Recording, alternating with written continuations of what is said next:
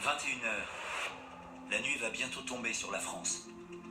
Le territoire révèle à ce moment-là une spécificité française dont nous sommes les champions au monde. Les festivals culturels dans des hauts lieux du patrimoine.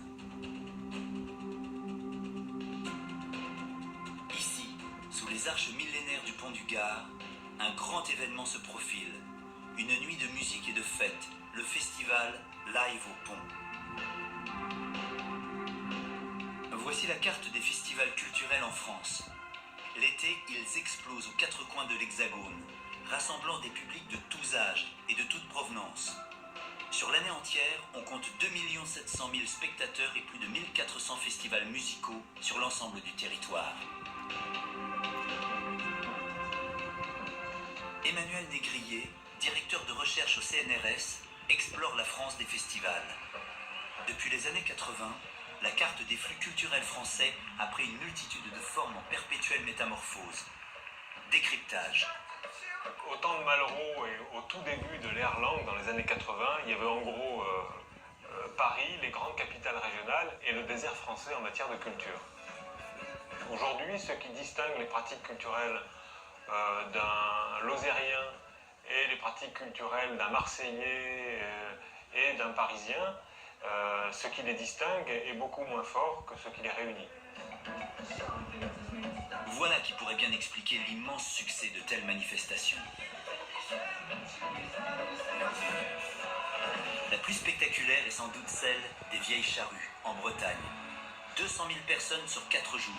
Un public venu des 4 coins de France comme d'Europe. 6 millions d'euros de chiffre d'affaires pour la région seule.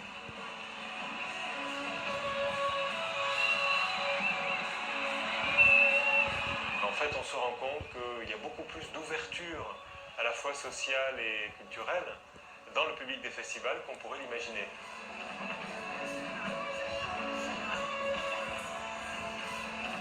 On s'est rendu compte que le rapport à la culture, il était aussi fait de convivialité, de retrouvailles entre potes, de boire un coup, de goûter à quelques substances pas toujours autorisées, dans un lieu qu'on a plaisir à découvrir et qu'on aura sans doute plaisir à retrouver. Au programme ce soir au Pont du Gard, London Grammar, Chinese Man, Method Man et Redman, Kezia Jones, James Blake et DJ Pone qui fait des intermèdes. Une sacrée affiche. La nuit va être longue et pas seulement sous les arches du viaduc romain.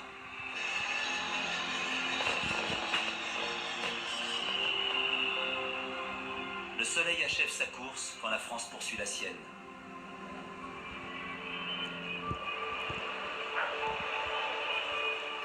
Sous l'orage qui menace, Yves se hâte de finir sa moisson. La tension monte là.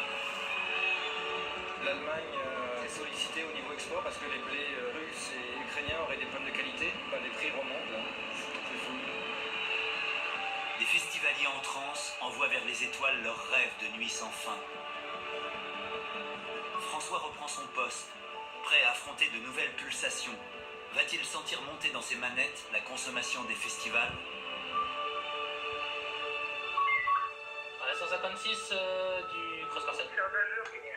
Alors on va vous envoyer sur la pointe de Bréant. Il est 22h, un jour en France. La France qui s'amuse et la France qui travaille. Celle qui pense et celle qui agit. Une carte postale, belle et dynamique, qui n'en finit jamais de se métamorphoser. Merci, donc bonsoir à tous et je laisse la parole à Fabrice pour J2.